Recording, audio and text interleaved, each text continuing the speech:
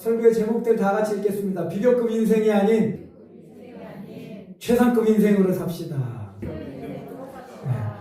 옛날 한 20년 됐나요? 그 배우 전도연과 이병헌이 출연한 영화 내 마음의 풍금이라는 영화가 있어요. 저 포스터가 저랬고 보신 분들 계실 텐데, 우연히 길에서 만난 이 전도연이 그때 17살 소녀로 나와요. 홍연에게 도시에서 이제 시골 학교로 부임해 왔던 21살의 남자, 잘생긴 남자 선생님이었던 그 수하, 이병헌 역인데요. 이 수하가 길을 묻습니다. 그래서 이 홍연이에게 뭐라고 묻냐면, 아가씨, 산리 국민학교를 가려면 어떻게 가야 돼요? 자, 이 말을 들은 후부터 저 홍연이는 그렇게 좋아하던 고무줄 놀이를 그만두게 돼요. 그러니까 그 동생들이 와서 묻는 거예요. 언니, 왜 고무줄 놀이 안 해요? 그러니까 홍연이가 그 동생들에게 이렇게 답했대요. 내가 애냐? 고무줄 놀이 하고 놀게? 어제까지 고무줄 놀이 하고 놀았으면서.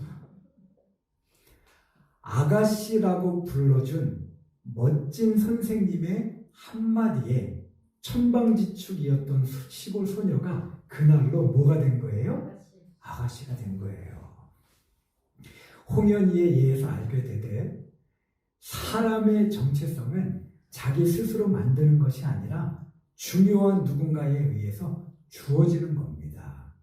여러분, 오늘 저와 여러분이 중요한 존재인 건, 내가 인류대학을 나왔고 남들 부러워하는 직장에 다니며 돈이 많아 럭셔리 세단 몰며 고급 빌라에 살고 키가 크고 외모도 수려하기 때문이 아니라, 하나님께서 당신의 형상으로 저와 여러분을 귀하게 빚으셨고 허물 많은 우리이지만 십자가 사랑으로 사랑해 주셨기 때문입니다. 그렇게 하나님이 우리를 사랑해 주셨기 때문에 우리가 귀하고 소중한 거예요. 오늘 본문 시편 8편은요, 집안의 막내로 부모와 형제들로부터 온갖 천대와 괄시를 받으며 양을 치는, 누구도 하기 싫어했던 양치는 거친 일을 도맡아야 했던 다윗이 목동 시절에 쓴 시입니다. 이새의 아들이 몇 명이었죠? 다윗의 아버지 이새의 아들이 8명이었어요.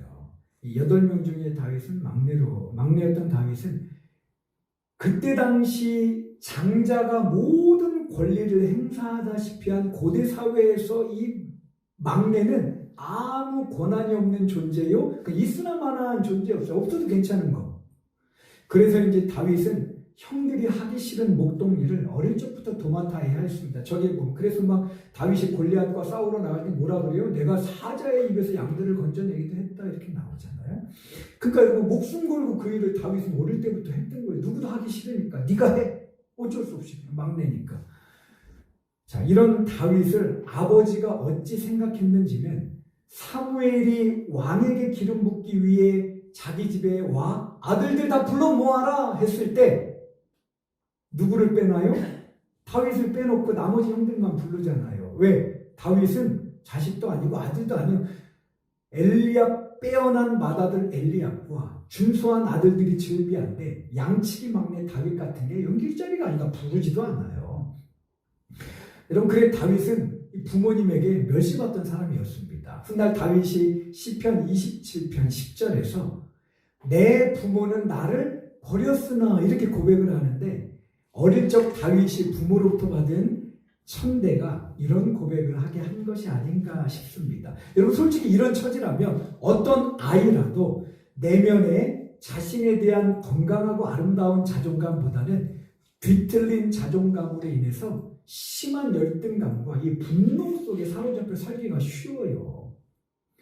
오늘날 대한민국 최고의 소통 강사라고 하는 김창옥 씨라고 혹시 아세요? 유튜브 같은 데도 이분은 우리나라 그 최고의 강사입니다. 그 사진 제가 봤는데 이렇게 생긴 사람이에요. 이 김창옥 씨도 6남매 중에 막내였대요. 근데 그의 출생 의미는 어머니의 이 한마디로 요약되었답니다. 나는 널 낳지 않으려고 했는데 큰형을 도와 집안일을 해야 할 사람이 필요해서 낳았다. 그러니까 어머니는 형이 제사를 혼자 지내려면 힘들 것이고, 만약이라도 형에게 무슨 일이 생기면 누군가 집안의 제사를 챙겨야 되니까 그래서 그냥 하나 마지못해 놨다는 거예요. 그러니까 제사보험용으로 놨다는 거예요. 제사보험용으로. 자, 어머니의 이 말에 김창옥 씨가 한 말입니다.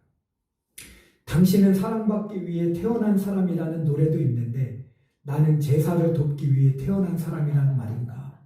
이로 인해 내 존재의 열등감은 오랜 시간 동안 수면에 가라앉아 있었고 나는 이 열등감으로부터 벗어나기 위해 적잖은 시간을 내야 했다. 여러분, 이런 김창옥 씨를 어머니가 뭐 귀하게 키웠겠어요? 막내라고? 어릴 때부터 그냥 막대하는 거예요. 그래서 한 번은 김창옥 씨가 어렸을 때에 영화를 하나 봤는데 어떤 꼬마아이가 물에 빠져 죽을 뻔했다가 가까스로 구조된 영화였는데 부모님이 그 아이를 안고 너 큰일 날 뻔했다. 너는 우리에게 얼마나 소중한 존재이냐. 아니 그러면서 이렇게 그게 자기 마음가운데 이렇게 따뜻하게 남아있던 중에 본인도 김창옥 씨 고향이 제주도인데 제주도에서 어떻게 놀다가 물에 빠져 죽을 뻔한 큰일을 겪고 집에 돌아왔더니 어머니가 그러더래요. 자기 나름대로 이놈아 큰일 날 뻔했는데 이게 어떻게 되냐 이놈아 그럴 줄 알았더니 이랬대요. 못한 살아 돌아왔다냐? 물에 빠진 김에 확 그냥 뒤져버리지. 이러더라는 거예요. 그 다음에 위에 누나들하고 막 싸우면은 어머니가 그랬대요. 못한 싸운다냐? 가위바위보 갖고 진 놈은 가서 죽어버리지? 맨날 이런 말만 듣고 사니까 나는 쓸모없어. 나는 쓸모없어. 그래서 이분이 성악을 전공해요. 경희대 성악과를 나왔는데 여러분 보통 사랑 노래를 부르면 예를 들어 그런 노래 있잖아요. 눈을 뜨기 힘든 가을보다 뭐 이런 노래 있잖아요. 이렇게 불러야 되잖아요. 근데 여기는 상처가 많아. 눈을 뜨기 이렇게 불렀더니 노래 막 전투적으로 해병대 나온 사람이 또 그게 뭐냐면 마음에 여러분 부모님한테 사랑을 못 받으니까 자기 자신을 건강하게 사랑할 수 없어요. 여러분 근데 다윗은 김창옥 씨보다 더하면 더했지 덜한 사람이 아니었어요. 하지만 오늘 읽은 시편 8편을 통해 우리는 부모의 사랑에서 철저히 소외되었던 다윗이 자연 만물 속에 드러난 하나님의 사랑을 통해 자기 존재의 귀중함을 깨달아 건강한 자존감을 회복했음을 확인하게 돼요. 자, 여러분 본문에서도 성경책을 보시는 분들은 알지만 여기 본문 서두에 1절 읽기 전에 뭐라고 나오냐면 다윗의 시 인도자를 따라 깃딧에 맞춘 노래 이렇게 나옵니다. 그 깃딧은 뭐냐면은 요즘 말하면 앞에 있는 기타 같은 악기예요. 그러니까 깊은 밤 저기도 보면 별들이 많죠. 맑고 하늘을 뒤덮은 달과 별들을 보면서 다윗은 그 광대한 우주를 지으신 하나님을 깃딧으로 찬양하던 중에 자기 자신에 대해서 생각하게 되었던 것 같아요. 밤하늘의 별들, 저 별들. 인간들의 환경 파괴로 인해서 그 옆에는 또 환경 파괴로 별이 안 보이잖아요. 하늘이 청명함을 강탈당한지라 밤하늘의 별을 헤아리기가 거의 불가능한데요. 그래도 여러분 오염이 덜 된 나라에 가면 진짜 하늘의 별이요 쏟아져요. 몽골 같은데 제가 이제 청년들을 데리고 캄보디아를 많이 갔었거든요. 캄보디아는 이게 개발이 안 됐잖아요. 그래서 정글 밀림으로 들어가서 막 선교할 때 전기도 없는 그런 데서 촛불 켜놓고 이렇게 선교할 때 저는 하늘에 별이 그렇게 많은 줄 몰랐어요. 막 그냥 가득 차 있는 걸 그걸 보니까 그냥 주님의 높고 위대하심을 찬양이 그 밤에 절로 나오는 거예요. 그러니 여러분 다윗 시대에 그 유대 광야를 거닐면서 보았던 밤하늘의 하늘은 얼마나 광활하고 많았겠냐는 거예요. 이렇듯 하늘 가득 형형색색의 별들을 가득 품은 하늘을 보면서 다윗은 그 광활한 하늘과 달과 별들을 창조하신 크고 광대하신 하나님께서 깊은 밤 부모에게조차 잊혀 깊은 고독과 두려움 속에서 양을 쳐야 하는 미천한 자신을 사랑하심을 깊이 깨닫게 되고 그 은혜에 놀라서 시편 8편을 치게 된 거예요. 여호와 우리 주여 주의 이름이 온 땅에 그치와 아름다운지 모르겠습니다. 자, 그렇다면 다윗이 깨달아 고백함으로 알려주는 우리의 정체는 뭘까? 우리 4절 말씀을 한번 읽었으면 좋겠어요. 4절 다 같이 읽겠습니다. 시작. 사람이 무엇이기에 주께서 그를 생각하시며 인자가 무엇이기에 주께서 그를 돌보시나이까. 여기서 4절에서 다윗은 인생들의 정체를 사람과 인자라는 두 단어로 묘사합니다. 여기서 우선 사람이라는 것은 따라할게요. 깨지기 쉬운 연약한 존재, 죄짓기 쉬운 악한 존재. 네, 여기서 사람이라고 하는 건 깨지기 쉽고 죄짓기 쉬운 연약하고 악한 존재라는 거예요.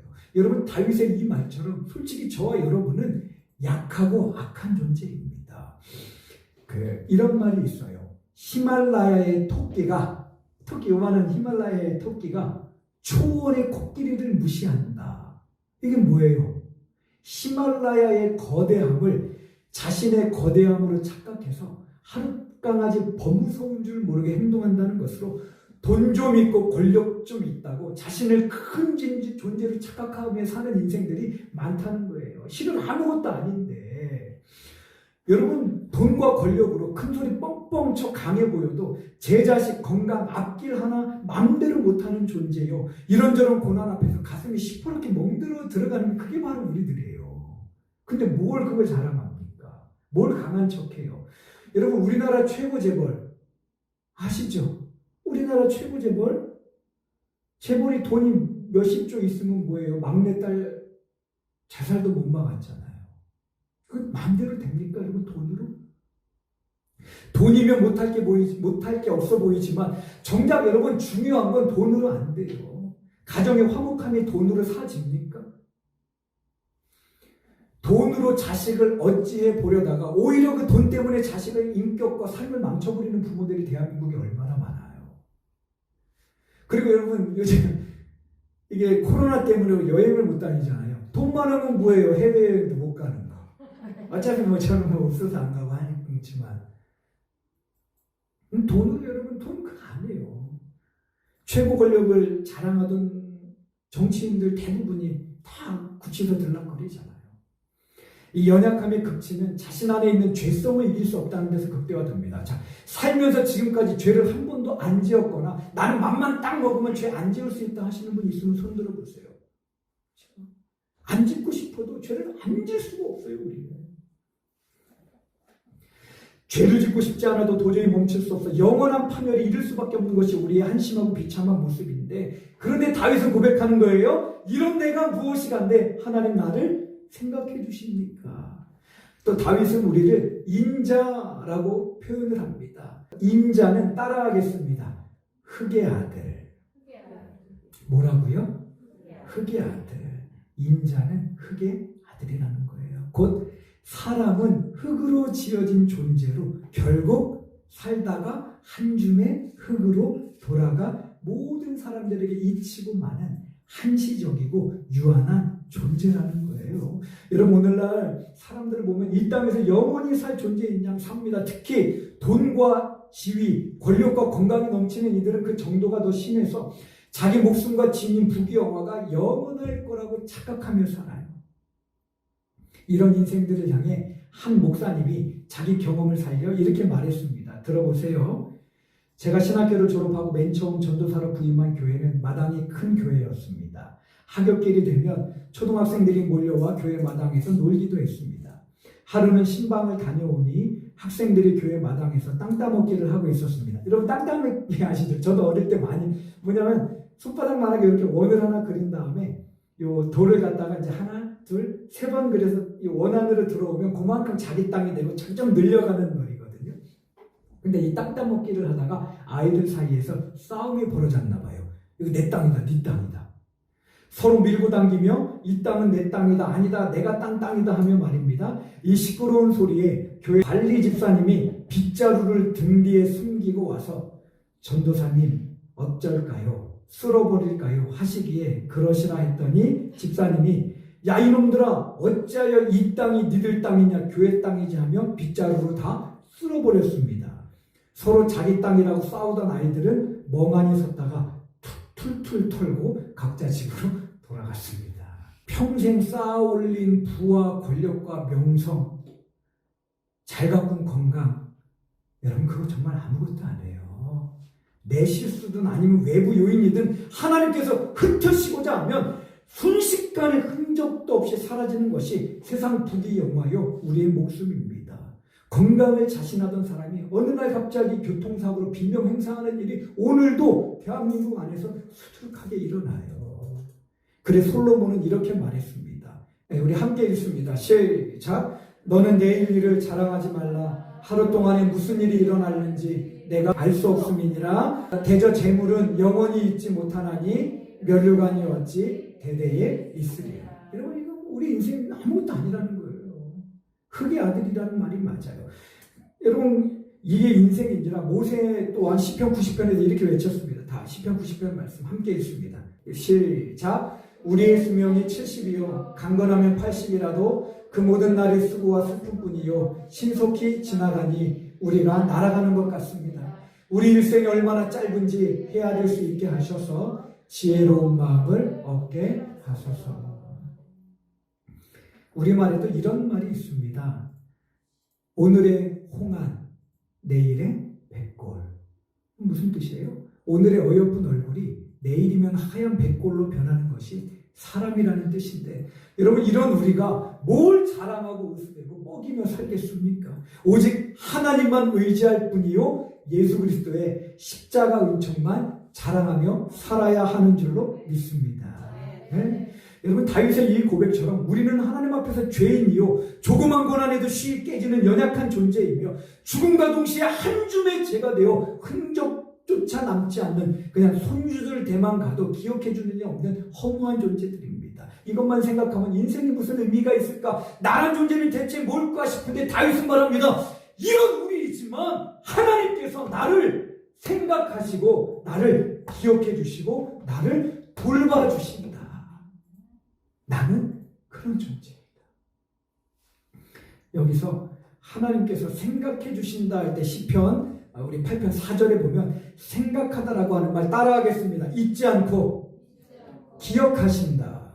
네, 잊지 않고 기억하신다라는 뜻입니다. 여러분 사람의 고통 중에 가장 큰 고통은 잊히는 고통이에요.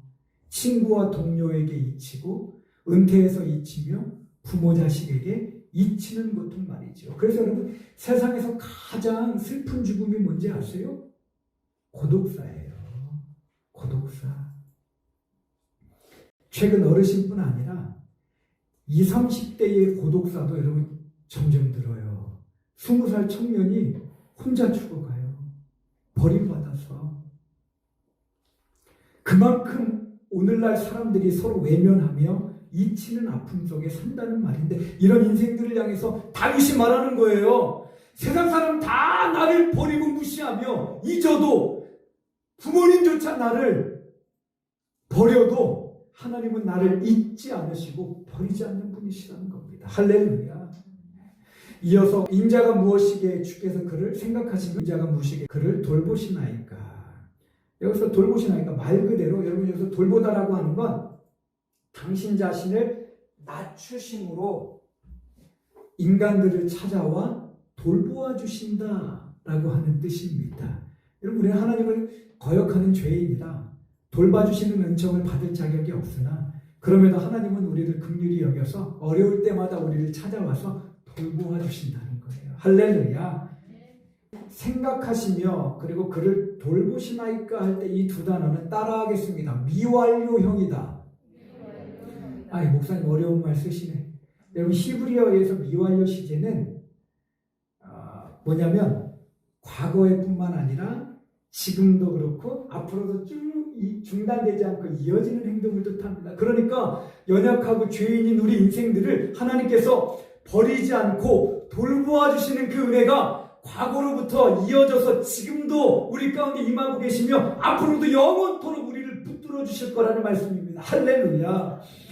헨리 무어하우스라고 하는 목사님이 한 번은 큰 시련을 만나 크게 낙심해서 어깨를 쭉 늘어뜨리고는 그리고는 집에 들어갔대요. 그런데 응접실에서 놀고 있던 어린 딸이 반기면서 목사님 손에 이제 들린 그 꾸러미를 보고 뭐냐고 묻더랍니다. 그래서 이거 엄마에게 줄 건데 엄마 어딨니? 그러니까 아이가 엄마 2층에 계신데 아빠 제가 갖다 줄게요 그러더래요. 근데 이 무어하우스 목사님의 딸은 어릴 때 다리를 심하게 다쳐갖고 잘 걷지 못하는 아이였거든요. 그래서 목사님이 그랬대요. 이거 네가 어떻게 갖다 줘? 그랬더니 아이가 그러더래요. 아빠, 이 꾸러미를 내가 들고 아빠가 저를 안고 올라가면 되잖아요. 근데 여러분, 딸의 이 말을 듣는 순간 헨리 목사님 마음에 성광처럼 이런 생각이 스쳐 지나가더래요. 그렇지. 하나님이 지금 이 순간도 나를 안고 계시는데 내가 왜 이토록 고민하고 낙심하고 있었지? 하나님이 지금 나를 안고 계시는데. 여러분, 우리가 잘 아는 You Raise Me Up이라고 하는 노래가 있습니다. I am down and all my soul so weary. 근데 후렴 가사에 보면 저런 가사가 있어요. I am strong when I am on your shoulders. You raise me up to more than I can be. 내가 가사의 뜻이 뭐냐면 나는 당신이 나를 떠받쳐 줄 때, 그죠? 나는 강해집니다. 당신이 나를 일으켜 나보다 더 큰 존재가 되게 하십니다. 그런 뜻이거든요. 할렐루야. 여러분, 이 가사처럼 나는 참 연약하지만 전능하신 하나님의 돌보심으로 어떤 고난이든 이기며 돌파할 수 있는 능력의 사람이 되는 줄로 믿습니다. 자, 이처럼 연약한 존재의 설상가상 죄인 우리가 그럼에도 불구하고 하나님의 큰 사랑을 받는 존재임을 알려주면서 다윗은 본 시편을 통해 우리에게 말씀하시는 거예요. 연약한 인생의 죄인이어도 하나님은 이런 우리를 한없이 보배롭고 존귀하게 여겨 주십니다. 할렐루야. 다시 한번 우리 옆에 분 보시면서 당신은 하나님이 최고로 존귀 여겨주시는 사람입니다. 이렇게 한번 축복해 주세요. 당신은 하나님이 최고로 존귀 여겨주시는 사람입니다. 그 러시아 출신의 미국 작곡가 어빙 벌린이라고 하는 사람이 God Bless America라고 하는 곡을 써서 미국의 사랑을 받았고, 또 유명한 성탄 캐럴 중에 화이트 크리스마스라고 있어요. I'm dreaming of a white. 오늘 영어 많이 쓰네. 제가 영어 되게 못하는데. 근데 여러분, 크리스마스 너무 유명한 곡이잖아요. 세계인의 사랑을 많이 받았는데, 근데 이분이 작곡한 곡이 1000여 곡이 넘는데요. 그래, 한 번은 이 작곡가에게 기자가 물었답니다. 선생님, 지금까지 수많은 인터뷰를 하셨겠지만 지금까지 한 번도 묻지 않은 질문, 그래 꼭 한 번쯤은 내가 받아봤으면 하는 질문이 뭐예요? 그거 제가 하게. 이렇게 물어본 거예요. 이에 벌리는 오랫동안 그 질문을 기다렸다는 듯이 답합니다. 한 가지 막 떠오르는 질문이 있습니다. 나는 그동안 많은 곡을 작곡했고 그중 여러 곡이 히트를 쳤습니다만 히트치지 못한 대다수의 곡들에 관해 어찌 생각하는지를 묻는 사람은 없었습니다. 그 질문을 제가 지금 받았다라고 생각하고 답을 하겠습니다. 내가 작곡한 곡 중 대히트를 친 몇 곡 외에 대부분 곡들은 알려지지 않았습니다. 그러나 알려지지 않은 곡들이어도 내게는 히트한 곡과 별반 다름없이 똑같이 귀중합니다. 그 곡들 또한 히트한 곡 못지않게 나의 피와 눈물 그리고 땀으로 만들어졌기 때문입니다. 여러분, 알려지지 못한 곡이어도 자신의 피와 땀과 눈물이 담긴 곡이기에 대히트를 친 곡과 다를 것 없이 귀중하다는 벌린의 말은 지금 나의 모습이 크게 내세울 것 없고 초라해도 우리를 지으신 하나님의 눈에는 한없이 소중하고 귀중한 존재라는 진실을 되새겨줘요. 여러분, 오늘날 세상을 보면 세상에 다녀갔다는 흔적도 남지 않을 인간들이 쓸데없는 기준을 만들어서는 예쁘다, 밉다, 잘생겼다, 못났다, 대단하다, 별 볼 일 없다, 성공한 인생이다, 실패한 인생이다 라고 평가하면서 사단이 만드는 덫에 걸려서 자기 비하의 감옥에 빠져 살아갑니다. 나는 가난해, 못생겼어, 직장도 변변찮아, 집안도 그저 그렇고 나는 실패작이야. 여러분, 그러나 우리는 다윗처럼 나를 세상적인 잣대가 아니라 별 볼 일 없었던 다윗을 귀중히 여겨주신 전능하신 하나님의 그 평가에 나를 의지하고 살아야 돼요, 여러분. 우리는 비교급 인생으로 살 게 아니라 나를 최고로 존귀하게 여겨주시는 그 하나님의 기준을 붙들고 최상급 인생으로 살아가야 한다는 겁니다. 여러분, 옥이 진흙 속에 떨어졌다고 옥이 아니에요? 아니에요. 여전히 그 옥은 옥이에요. 저 여러분 역시 마찬가지입니다. 죄로 인해 더러워질 수 있고 세상 기준에 별반 내세울 것 없는 사람일 수도 있습니다만, 그럼에도 우리는 하나님의 걸작품이요, 예수님이 십자가 은혜 안에 하나님과 화목하게 된 하나님의 자녀라는 거예요. 여러분, 이걸 뭐하고 바꿔요? 이런 특권이 어디 있어요? 이런 영광이 어디 있어요? 그래서 바울이 이렇게 외쳤습니다. 에베소서 2장 10절 말씀 우리 다 같이 함께 읽겠습니다. 시작. 우리는 그가 만드신 바라 그리스도 예수 안에서 선한 일을 위하여 지으심을 받습니다. 여러분, 저 앞에 우리는 그의 만드신 바라 할 때 이 만드신 바라고 하는 헬라어가 영어로 마스터피스입니다. 뭐냐면 걸작품이라는 거예요. 하나님께서 저와 여러분을 걸작품으로 만드셨다는 겁니다. 할렐루야. 그러니까 그건 내 외적인 조건과 상관없어요, 여러분. 그냥 여러분은 여러분 존재 자체로 하나님 앞에 걸작품인 거예요. 이건 그 누구도 흔들 수 없는 거예요. 여러분들을 축복합니다. 여러분 기억하세요. 여러분은요, 그리고 저는요, 하나님의 걸작품들이에요. 네.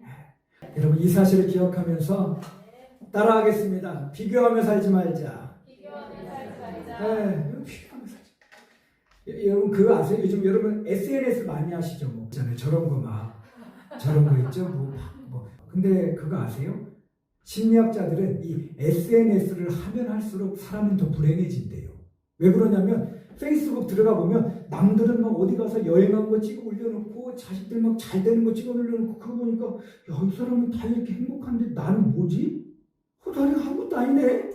그래서 여러분, 저는 SNS 거의 안 해요. 그냥 카카오톡 정도. 남의 인생을 기웃거리다 보면 내 인생의 소중함과 감사함을 망각하기 쉽기 때문에 그렇습니다. 여러분, 요한복음 21장에 보면 부활하신 예수님이 갈릴리 호수에 있는 제자들을 찾아오시잖아요. 그래갖고 이제 아침도 지어 드시고 고기도 이렇게 먹고 하면서, 그때 베드로에게 요한의 아들 시몬아 네가 나를 사랑하느냐 하면서 베드로의 순교에 대해서 주님께서 말씀하시잖아요. 너는 나중에 순교할 거다. 그럼 여러분, 심각한 말이잖아요. 이 말을 들었으면 베드로가 어떡하지? 나무로 죽을 거라는데 어떡하지? 그랬어야 되는데 주님 앞에 뭐라 그러냐면, 주님, 요한은 어떻게 될 거예요? 아니, 베드로가 참, 왜냐면은 요한은 그 자기 스스로를 갖다가 예수님의 사랑받는 제자라고 표현할 만큼 사랑을 많이 받았던 제자였거든요. 12제자 중에. 그러니까 수제자인 베드로 입장에서는 요한이 라이벌인 거야. 그러니까 나에 대해서 뭐라고 말씀하셨으면, 그래? 그럼 쟤는 어떻게 돼요? 그래 물어본 거예요. 왜 비교해요? 그러니까 예수님이 뭐라고 말씀하세요? 내가 요한을 어떻게 하든 내 알 바 아니니 괜히 남의 인생에 관여하지 말고 너는 내가 내게 준 그 인생만 살면 된다. 저보다 큰 교회를 목회하는 후배들이 많아요, 지금 대한민국에서. 그런데 여러분, 만약에 제가 그들을 보면서 매일 왜 나보다 크게 나을 것 없어 보이는 이들이 큰 교회를 꿰차고 있지? 알고 보니 그 뒤에 큰 교회 목사, 장로, 아버지, 아빠 찬스가 있었네. 그러면서 산다면 여러분, 제 인생과 목회가 어떻게 되겠어요? 그래서 저는 그거 안 해요, 여러분. 여러분, 그 교회 성도님들도 저처럼 남과 비교하지 마시고 매일 나에 대해, 내게 주신 은혜에 대해서만 하나님께 마음만 감사하며 살게 되기를 축복합니다. 그래서 저는 비교하지 않고 뭐 하냐면 감사하며 살고 있습니다. 오늘도 예배 오기 전에 30분 동안 앉아서 감사일기 100개 넘게 쓰고 왔어요. 감사하기도 모자란 인생인데 왜 비교해요? 나는 나대로 하나님 앞에 얼마나 귀한데. 그러니 남과 나를 비교하지 마시고 다른 사람의 삶을 부러워하지도 마십시오.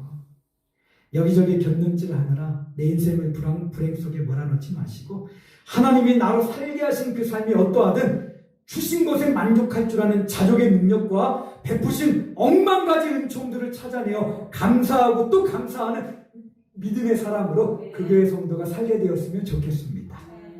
그렇게 나를 소중하게 지으시고 십자가 사랑으로 사랑하신 하나님의 그 놀라운 사랑 안에서 나를 건강하게 사랑하고 또 주변 사람들도 나처럼 동일하게 소중한 사람임을 깨달아 힘써 사랑하는 비교급 인생이 아닌 최상급 인생이 되시기를 주님의 이름으로 축복합니다. 같이 기도하겠습니다. 하나님 감사합니다. 오늘 다윗이 지은 시편 8편 말씀을 통해서 막내요 아무것도 아닌 자처럼 부모에게조차 버림받고 잊혔던 우리 다윗이 온 우주 만물을 창조하신 창조세계를 바라보며 그 광대하신 하나님이 자신을 얼마나 사랑하는지 깨달아 하나님을 찬양했던 그 말씀들을 나누었습니다. 하나님, 우리도 세상적으로 보면 별 볼 일 없는 인생일 수 있지만 이런 우리를 하나님께서 존귀한 하나님의 형상으로 지어주시고 십자가 사랑으로 구속하여 주셨음을 잊어버리지 말게 하여 주옵소서. 하나님, 내 앞에 아무리 고관 대작의 그 어떤 부자와 권력자가 나타나든 주눅들지 말게 하시고 비교하지도 말게 하시고 부러워하지도 말게 하시며 왕의 자녀답게, 왕같은 제사장답게, 하나님의 자녀답게 어깨 펴고 당당하게 살게 하여 주옵소서. 예수님의 이름으로 기도합니다. 아멘.